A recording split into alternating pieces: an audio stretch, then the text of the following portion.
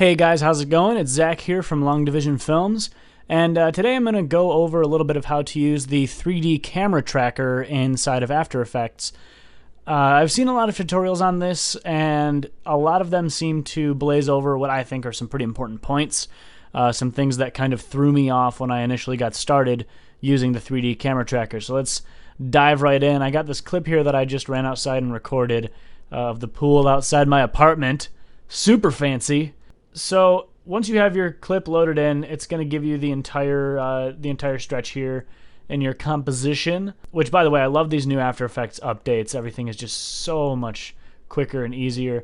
I have mine set up so that my tracker is in the lower right corner, which I think it might be by default, but if not, you can go to Window and click Tracker. That's what you're going to want to be using. So first, extremely important point is make sure that whenever you're about to track, click the layer that you want to be tracking. I can't tell you how many times I've accidentally tracked a null object or a solid layer or something like that just because I wasn't careful enough and didn't select the right layer. Then you're going to come over here, and it's the tracking part's easy. It's just as easy as clicking Track Camera. And then you'll see it'll say Analyzing in Background, Step 1 of 2. And this may take a couple of minutes, so I'm going to skip ahead now until it's actually done rendering through. Alright, so now you'll see that it has all of these little X's across the screen. Now if they're not showing up at this exact size, that's okay. You can change the size of the track points over here in the Effect Controls window. You can drag that up and that'll make you some huge track points, or if they're way too large, you can bring them down to make smaller track points. That's all really a matter of preference. Same with the target size. So there's the target that's moving around right there. If that's too large, if that's obscuring your view of anything else that's going on in the scene, feel free to use that slider underneath to drag that size down.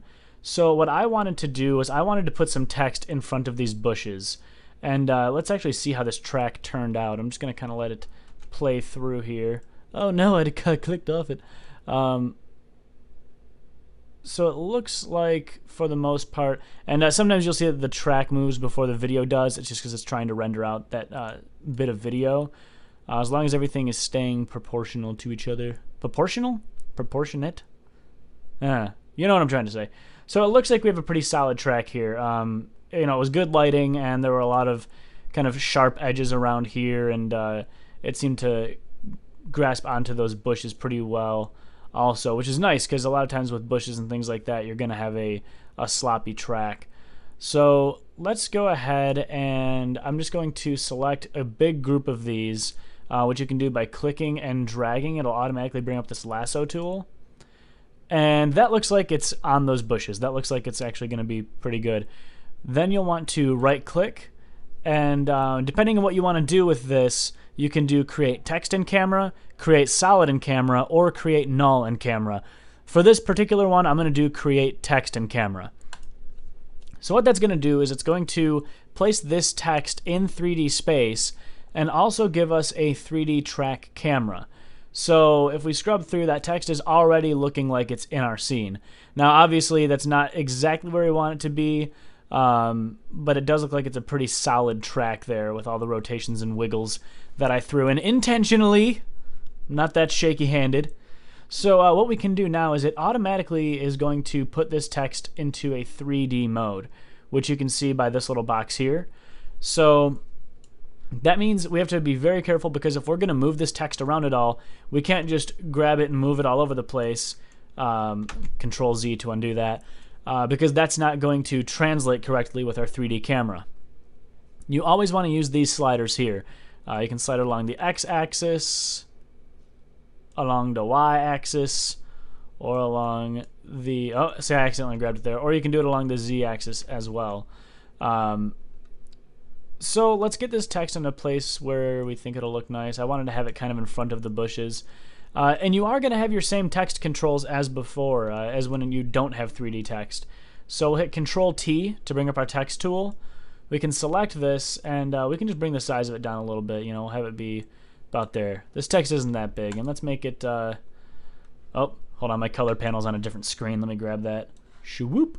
Let's make this. I guess let's make it green. We're gonna make a forest green text. Why not? Why not? Right? Free country. So now we have this forest green text. You know, I lied. I hate that color. Let's just, you know, I developed a very quick anger to that color. There we go. Maroon, but not Maroon 5. Not that anything's wrong with Maroon 5. So now let's see. Looks like that is tracking really well, actually, to our scene. So that is an awesome start. Now you'll notice that it tracked automatically, and that's because I'm actually going to switch views here. You don't have to worry about doing this. But if we go up to 4 views, you'll be able to see that it created this camera, and there's our text. And as we scroll through, it's basically detecting what it thought that my camera was doing, and moving that 3D camera in the same way. So it's almost like it's projecting it on top of the background video. After Effects, for the most part, is a 2.5D program. So unless you turn your background video into a 3D layer, you're not going to be able to actually see your background video, which is why we don't see anything here. Or we don't see this, you know, a red line with a couple boxes on the end representing that video. So I'm going to go back to one view. And again, you don't have to worry about that part quite as much. But I'm going to go back to one view here. And that text looks like it's staying in there pretty well. So if that was all you needed, was a little bit of text tracking, perfect, you're set. And we'll actually let that play through a little bit. Looks pretty good. Doesn't look like it's really slipping anywhere around here. If you ever have audio coming through where you don't want, just come over to this panel, click that audio button so that it goes off. Make sure to turn it back on when you're ready to render, though. Otherwise, you will not have any audio. So this text looks pretty good, but I think that it needs a little bit of something else. I think it would look nice if there was a little, maybe a little shadow underneath it. So I'm going to bring it down. I'm not actually going to translate this in the Z space right now, just because this was such a flat kind of panning shot, which your camera tracker will auto-detect, by the way. I'm going to take a sidetrack here for a second. When you go here, it did detect that it was a fixed angle of view. You also have variable zoom, or you can specify the angle of view, but it does a pretty good job of auto-detecting what your shot type was. So what I'm going to do, though, is I want to create a shadow for this.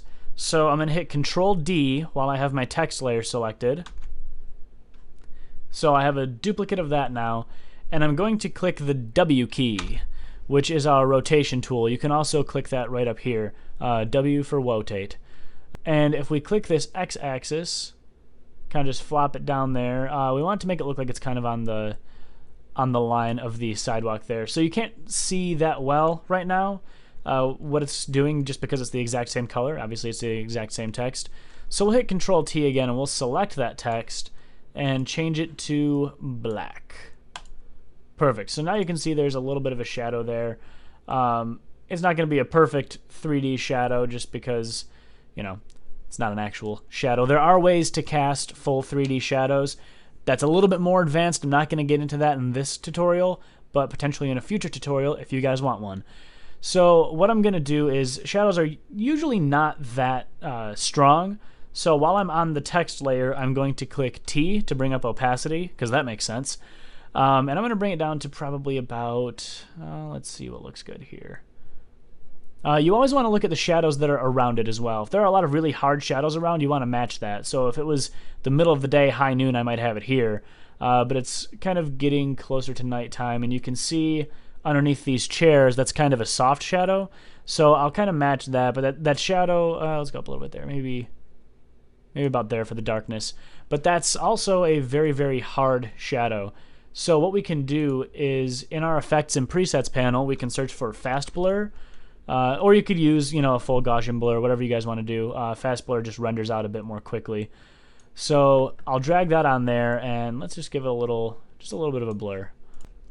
And you can see that just adds that tiny extra bit of realism to it. It makes it pop out just a little bit more, makes it look like it's actually in that 3D world. And that's about it. So from here, you guys can do whatever you want. You can go in and change this text to say whatever you want. You can change the color, change the font, all that good stuff that you can normally do.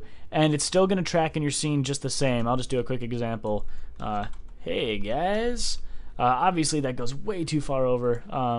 And actually, quick example, just so you guys can see me work through it one more time. I'll delete that shadow layer. And let's reposition Hey Guys. Let's bring Hey Guys so it's just kind of up and over here. And I'm actually going to rotate it just a touch around the Z-axis so that it looks. Oh my goodness, I'm having trouble with the rotation. So it looks like it's a little bit more on that side. There we go. And again, these are all parameters that you can just kind of toy around with. And then we will take that layer again and duplicate it. Using our W for rotate tool, flip that down again so it's lined up with the sidewalk. Control T to go into our text. Select all that text. Change the color to black. Once we're on that second layer again, hit T to bring up opacity. Or you can just click this twirl down here, go to transform, and then opacity. Bring that down a bit.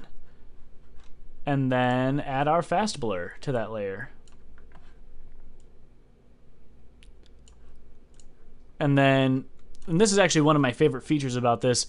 Once you add all that, even if you have something that goes a little bit off screen, like this H is off screen for sure, but because it's going off of track points, when the camera brings it into the screen, it looks like it's really there. And occasionally you might run into a weird issue, like here we're seeing a little bit of that shadow kind of poke through the Y. So in that case, we can find those axes and just drag them out a little bit until that is no longer an issue, which it looks like that mostly solved it. Let me try pushing it back just a little further. There we go. So that looks like it took care of it.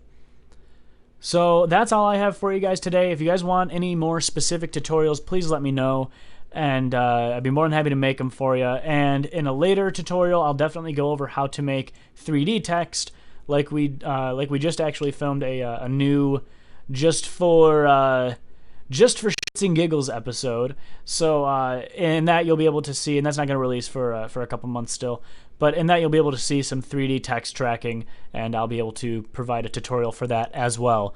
So this is Long Division Films. We really hope that you guys like this video, comment, and subscribe. And if you have any questions, please put them in the comments section. I will definitely get to every single one of you. So thank you guys so much for watching, and you have a wonderful day. This is text tracking. Booyah! Shiggity booyah!